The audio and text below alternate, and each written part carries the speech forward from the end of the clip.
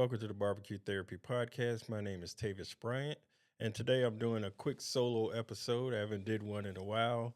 Just summing up my experience at the American Royal. It was great. I can't ask for anything more that could have happened. Uh, at first, I was worried about getting out there based on everything you heard from the airport reports and seeing video of the airport being packed out. But then you also seeing video of the airport being empty. So I didn't know what to believe. So I was worried about just being able to get out and fly up there. And I had a plan B, which was if I wasn't able to catch a flight, I was going to drive up there, which would have been 13 hours. So that would have put me getting there Friday night, which would have been bad for business. But I was able to catch my flight. Everything was fine at the airport. I was able to get through the line in about 10 minutes and be at the gate. You know, even though I went early, I mean, I had to wait 3 hours for my flight. I still don't take no chances. I like getting places early. But I was able to get there and get to Kansas City at a decent time. Uh, I arrived at Kansas City about 12:30, 12:45. Went through the airport, did a quick video of Meet Rushmore's restaurant. It was packed out. I didn't get a chance to grab anything because I had to get my rental car as well as get to the hotel and change so I can get to the American Royal by 3 o'clock for when the gates open. So after that, I went to the rent a car place, and up there, the rent a car situation is different from ours down here. And down here, when you rent a car, they give you a specific car that you're going to get or a specific size car. And they usually just bring the car out to you and tell you what car you're getting. But up there, I didn't know that you just go hop in the car on whatever road that you paid for and just drive off and first come, first serve. So I was just standing there for a minute and then I just noticed people jumping in the car. And then I finally asked someone and he said, any cars on these roads here, just hop in it and just go. So I felt that was interesting. I mean, it was good in a way and not good in some ways, but I ain't, that's how they do it. That's how they do it. But after that, I raced to my room, got ready, left out to go to the Kansas Speedway, which that was where the American Royal was. Getting there, the GPS did not take me to the right gate, but I drove around until I found the entrance, uh, and then I parked. And for advice, if you're going to go there, I would suggest getting the VIP lot, which is closer, which is what I got. Uh, but I also was like I put on social media able to get a media pass. I didn't know they had media parking, but I didn't get all the information. But when I got there, I got through, got my map to start off going around. Uh, I was excited. I mean, this was different. And you get out there and you can see from the top of the stands, you can see all the teams out there and all the setup that they have down there. It's a great sight to view just by looking at the top of the bleachers.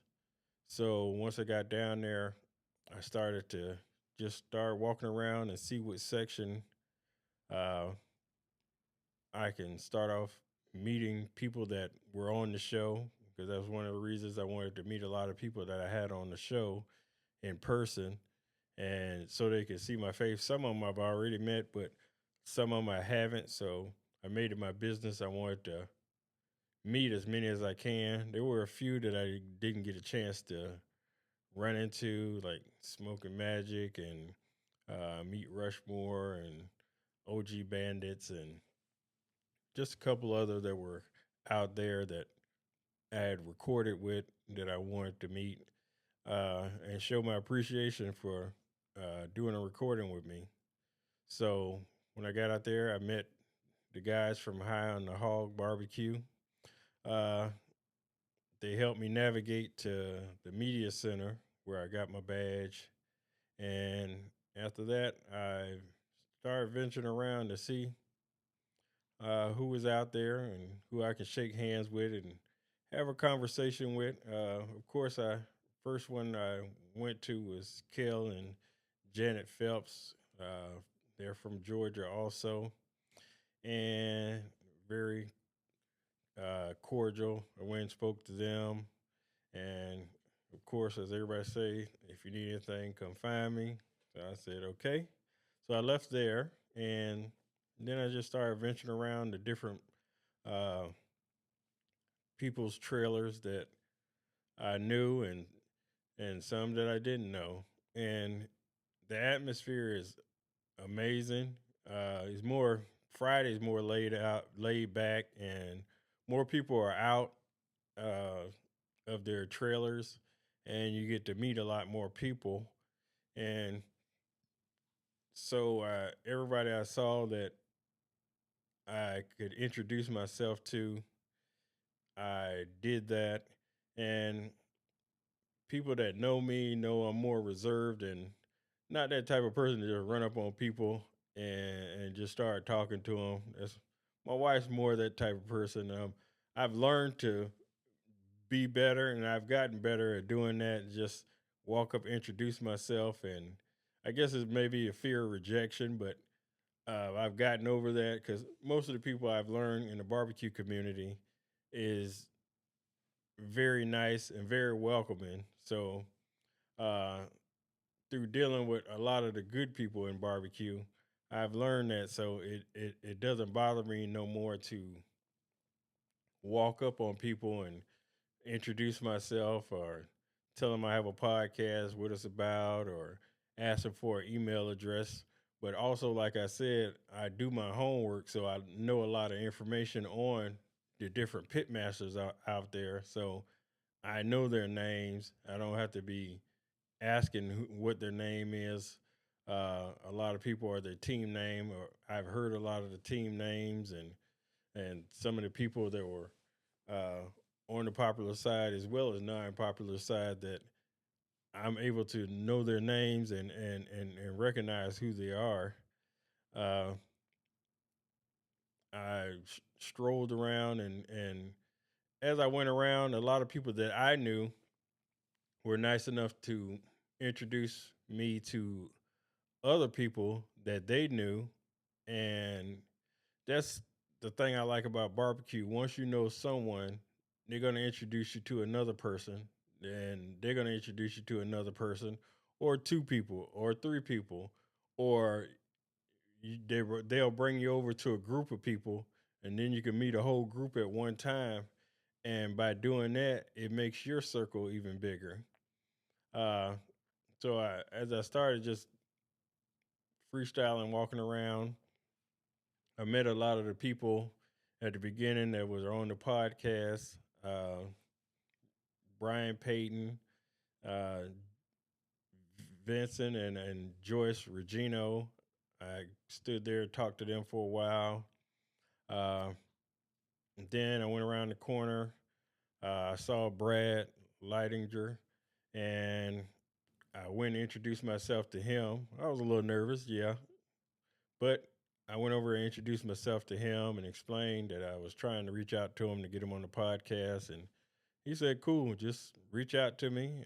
And I know that barbecue season is coming to an end. So a lot of people have more time than they used to. So I definitely will be reaching out to a lot more people in the coming months while they have downtime. Uh, but continuing on, I just spent Friday mainly just walking around, not staying in one spot for too long because if I'm standing around, I'm not meeting new people and socializing. So I kept going on and throughout the day. Uh, and then I tried to go over to a lot of the trailers where people invited me to. told me to stop by. I wanted to make sure I went by and met those people because they took their time to reach out and told me to drop by so they can meet me. So, like, who am I? I'm not nobody big that I can't go over and meet somebody because it makes my connection bigger. And I love meeting people and uh, connecting with the barbecue community uh, and making new friends. So I was told about a Snake River Farms party. So I had caught up with Ray Sheehan over at Barbecue News in BBQA trailer, and me, him, and one of his friends went over to the Snake River Farms party, and it was like a all star game. People that were there, uh, some of the biggest names in barbecue were there, and me. I was like, I definitely felt out of place, but I know I belong. I mean, just like the rest of them. Even though I'm not cooking right now, I'm still part of the barbecue community because I have a barbecue podcast, and I will get into competing. But right now, I want to see where this goes and see how far this take me because I found out that I'm pretty good at what I'm doing here. So I put in the time and work, and the results are paying off. But also, I got to meet a lot of people there and got introduced to a lot of people that were around. And uh, Tim Shearer introduced me to a few folks and uh, a couple of other guys that Ray Sheehan knew. I got introduced to them also. And then that's when I saw Mark Bayless, which is one of my barbecue role models because he's very instrumental in keeping me enthusiastic when I was just getting into it. And he showed me barbecue love, and my wife was there too, and he showed her love and welcoming us at Memphis in May. So every time I see him, I'm always excited. And he introduced me to more people also. And by that time, it's like I had met so many people at that time, and uh, it- my mind was blown because this wasn't no regular people.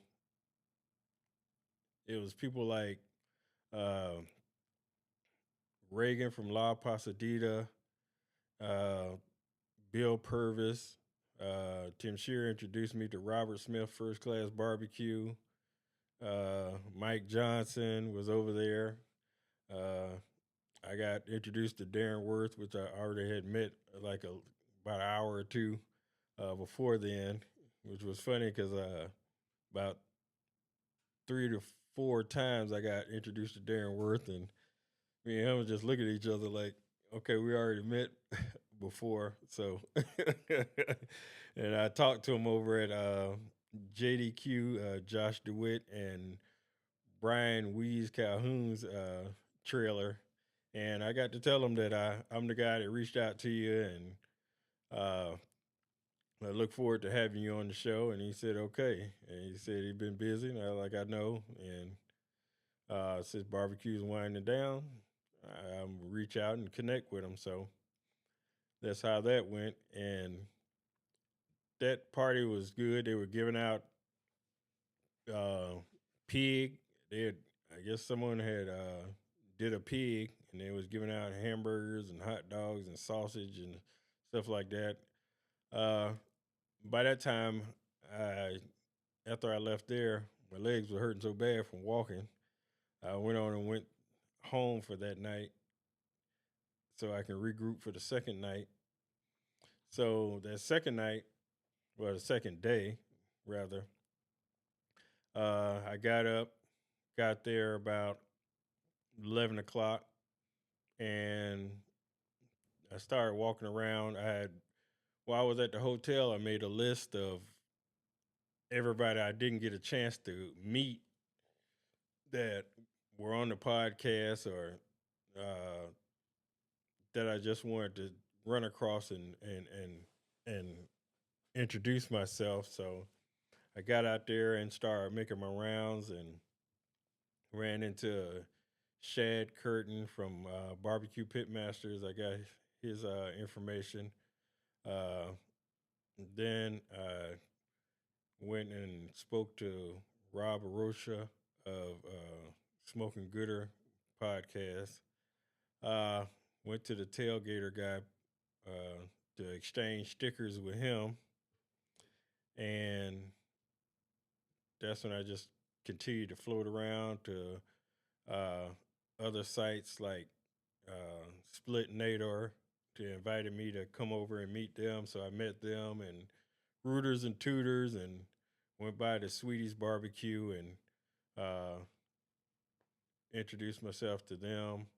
Uh, but other than that, that's when I made it to Luke Darnell's trailer.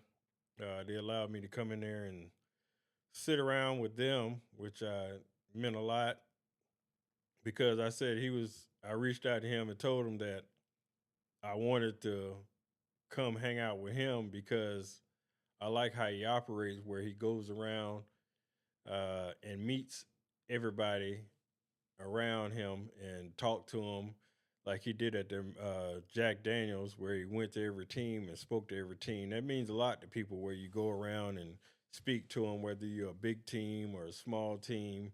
Just feeling that okay, he took time to come out and talk to me. It means a lot. So I like that where he just goes socialize with the other teams, and I told him I wanted to shadow him because I admire that. Yeah, I mean, he's a big people person, and I want to be able to be like that as far as just going out and talk to people and greeting them and how you doing and make those connections and bring them onto the podcast because, like I said, I'm not one of those ones that only goes after the big names or people that win stuff or the top selling stuff. I want to speak to everybody because everybody has a story. There's numerous products that are out there that people haven't heard of that needs a chance like everybody else. So uh, those stories can help other people succeed. My thing is, if you don't have a story to tell, I mean, there's nothing.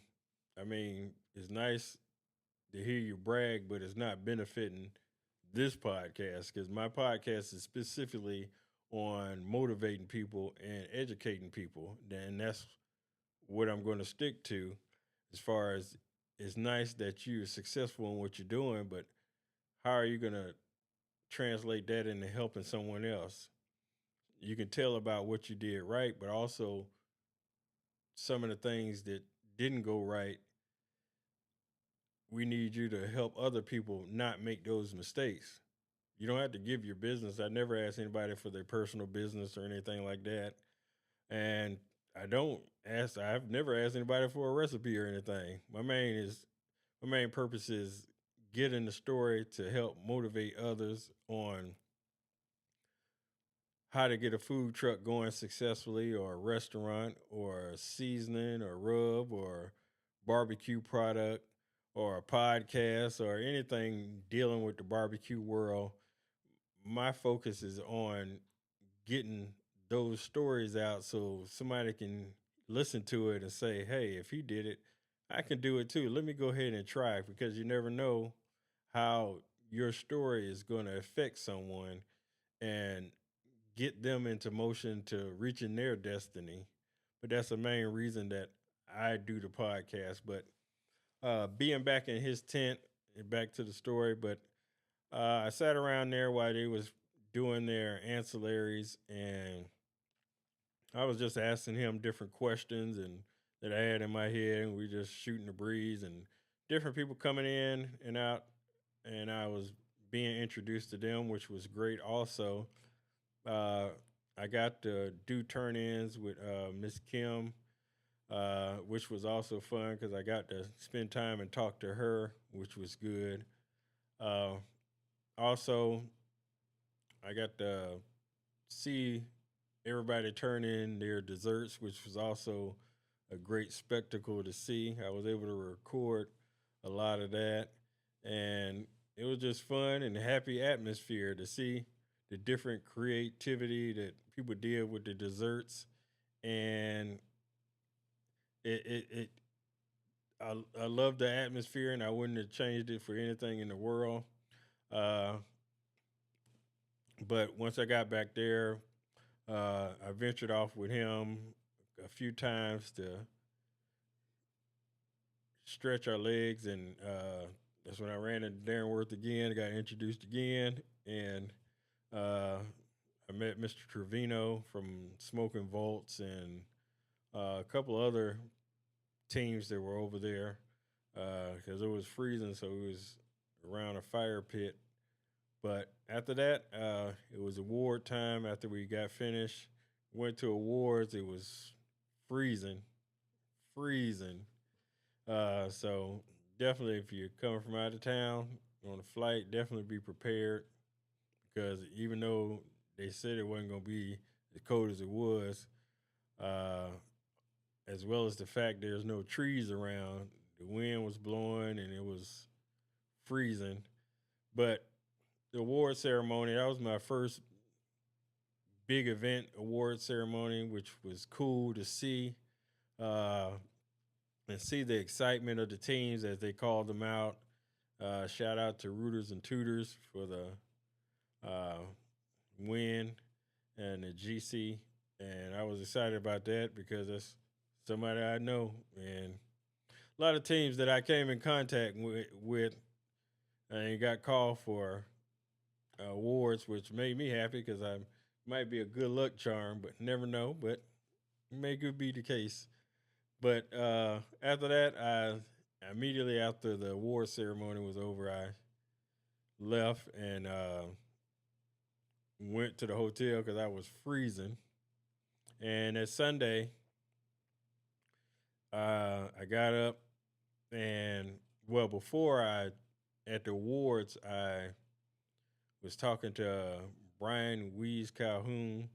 Uh, he said if I wanted to come around 8 o'clock, he'll be prepping. So I said, sure. I definitely took him up on that so I can just get a feel of the atmosphere of them prepping the comp meets. So I got up early and went and just to socialize. I met him and the people that was cooking with him, uh, Josh DeWitt. Uh, I met all of his crew. And over also was Tiny E, Dirk, Jody, uh, and a couple other people over there cooking with them. And the hospitality and the niceness of each person there who didn't even know me really. This is my first time meeting all of them just the other day, and they were so welcoming. It's like I had three breakfasts because everybody kept bringing food and allowing me to try different things that they cooked, like the desserts and different things that they entered throughout the American Royal. And I felt it made me feel good because they're asking for my opinion to try dishes that they prepared. And it's like everybody over there was a chef because it was everything was excellent. So I do want to give a shout out to each one of them over there that welcomed me in and was so nice to allow me to just be around them in the midst of them competing and just making me feel like I was part of the team. And hey, if anything comes up, I'm going to reach out to you. Or just everybody was just so nice, and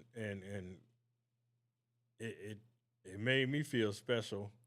And just this guy from Georgia, and just coming out there just to see who I can meet, and you'd be surprised how many people that already know you, even though they may act like they not know you, but when you get brought up like this is so and so, oh yeah, I seen them online, or and that's when you know like okay, they have seen me, and I'm making an impact on the community of barbecue, which I'm trying to do. So because I try to give out a quality product, I take this serious what I do. I don't just throw anything together because, like I was telling uh, someone that I don't have the name like other people. If I was had 1,000 trophies behind me, I can get away with saying anything or doing anything on the podcast, but I don't. But I take this serious enough that I put full effort into these interviews. Everybody think doing a podcast is easy. It's not easy. I mean, it takes a lot of preparation that goes into this if you're doing it right. And I do everything by myself, so there's a lot of time, free time, sometimes free time I don't have that goes into this because, like I said, barbecue means a lot to me, and I want to reach the community, all those folks that's looking to get in a comp barbecue or get in a food trailer or restaurant. I want to make a difference in their life by bringing them voices of the people that I know or I make contact with through me making connections and using those connections to educate and motivate others out there that may be wanting to get into that field because if they don't get their help, they may give up and just walk away from whatever they're trying to do and ruin their destiny. So I'm going to do my part to bring them these stories and do all the research I can on each individual that comes on here that I can ask quality questions and give a quality interview that will touch someone's life and also they can fully know about some of the pit masters that they know and some that they don't know. Like I said before, if everybody I bring on this podcast, if you know every last one of them, I'm not doing my job. I'm bringing people that you may have heard of, you may haven't heard of.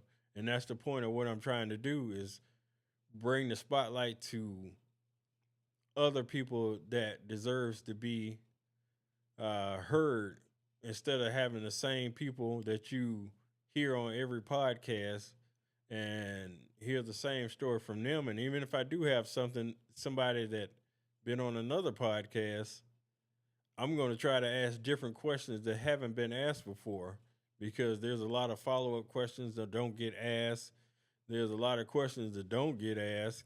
And I'm a curious person. I'm not a journalist. I don't have any background in any type of journalism or being a reporter or on the news or anything like that. I'm just a curious person and just a regular guy that decided to do a podcast because a lot of the podcasts I was hearing is just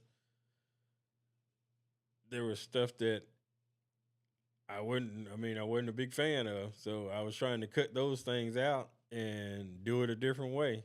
No disrespect for any other podcast. That's their format.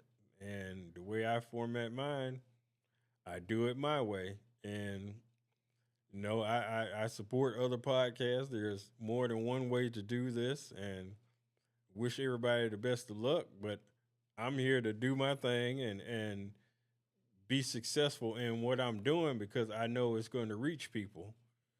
And right now, I'm going to see where it goes. I'm going to jump into competing eventually and ease my way into competing. But right now, I'm also going to continue on with this podcast because I, even though sometimes it get frustrating, there's people out there that uh, shoot me a DM and it means the world because it's like, okay, some people out here are listening and it's making a difference. And when you hear, okay, that was a good interview, it's like, okay, thank you for that. Because sometimes it after you get off, you be thinking like, okay, how did I do? Did I do good enough? Or should I ask this question different? Or should I ask this or that? So I definitely enjoy the feedback I've been getting from the podcast. And as I venture into the second season, which is already recorded, uh, every episode is already recorded because I've record as much as I can and just releasing one at a time. So the second season is already done. So all I have to do is just finish editing a lot of them and just load them in so they can be released. And that's the best way for me to do it and not take up people's time is pre-recording. So I don't have to jam up people's schedule where they can do it on their free time, and then I can just take my time, edit, and release the episode when it's time. But uh, to get back on the third day, I was there and just socializing and hanging out with them.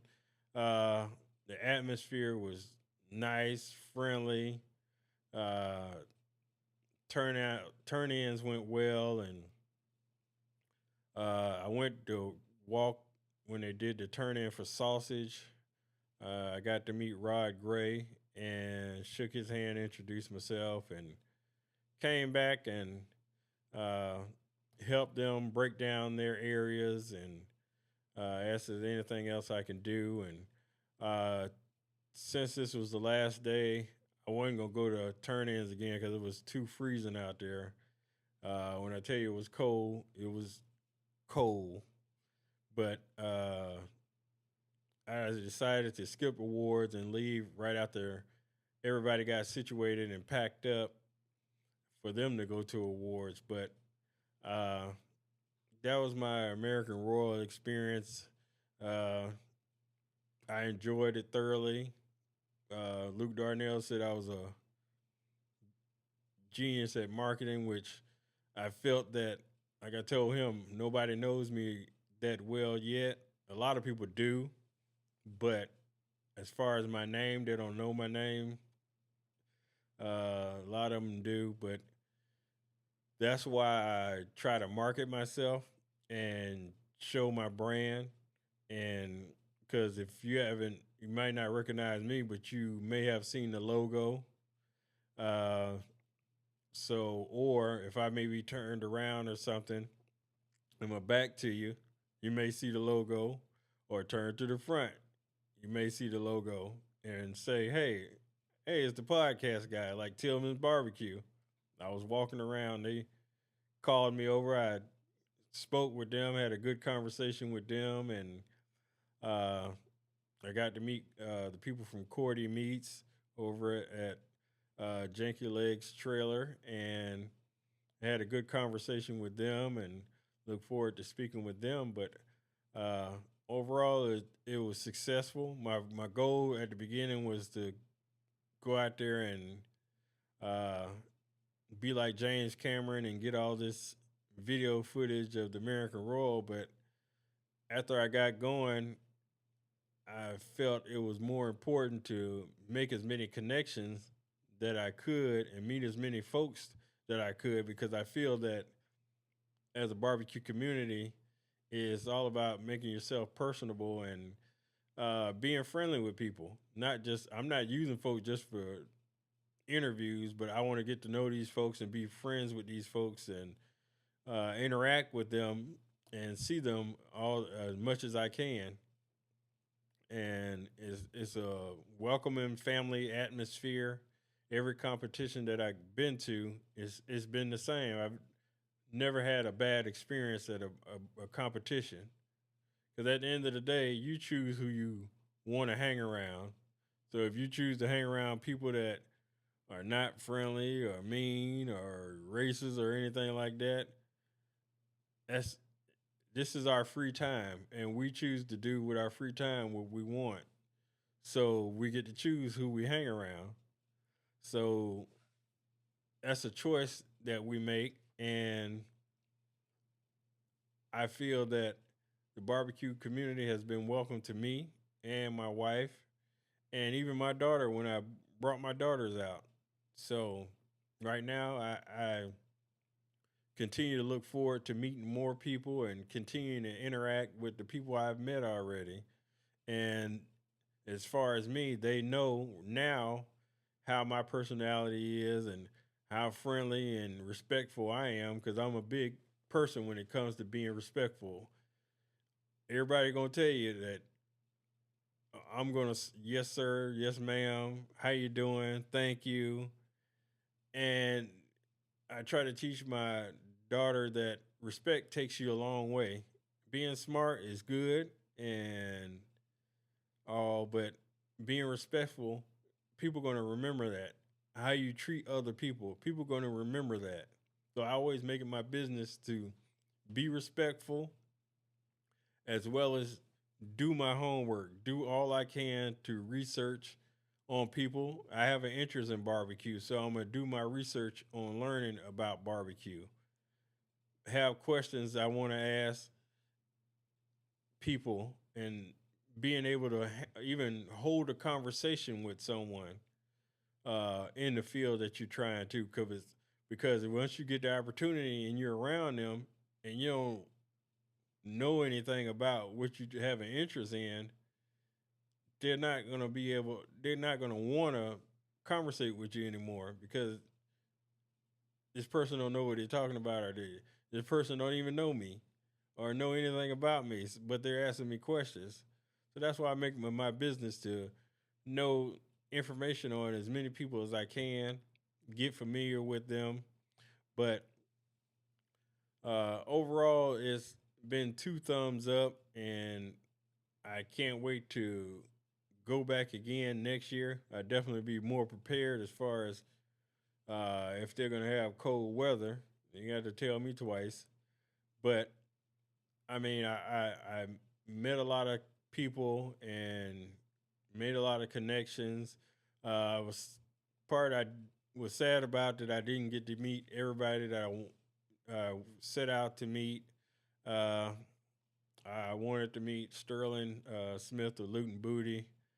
Uh, every time I went by, he was talking to somebody, but I didn't definitely wasn't going to interrupt nobody. But uh, Smoke and Magic, I really wanted to meet them, and like I said earlier, meet Rushmore, and uh, I didn't get to meet Joe Pierce, and I didn't get to hang out with Chris Schaefer like I wanted to, and as well as Tim Shear. I didn't get to see him again because I wanted to see the new bus he got. But most of the time, Saturday and Sunday, people were working on their meets, so I definitely try to be respectful and not interrupt people while they're uh, doing their turn ins as well as prepping their meets because there's money on the line as well as trophies. So I will see all of them down the road, and uh, am satisfied with the people I did meet and the numbers as well as email addresses and well as handshakes and hugs from everybody that I did get a chance to see. But on that note, I thank everybody for listening to another episode of the Barbecue Therapy show. And I'm going to release this as a bonus episode also, probably after the first episode of season 2, which is featuring Rod Gray. All those that have been listening to my podcast, I thank you. Can't thank you enough because you didn't have to, but you did. All those, whether it's one episode or every episode, I thank you because you're sacrificing your time to support my vision. And I will definitely continue to give you great episodes and look forward to recording season 3. As you can tell, the interviews are getting better. I'm getting stronger in this craft, and I'm hanging with the big dogs. So, on that note, I thank y'all and be blessed and be safe. Have a great day.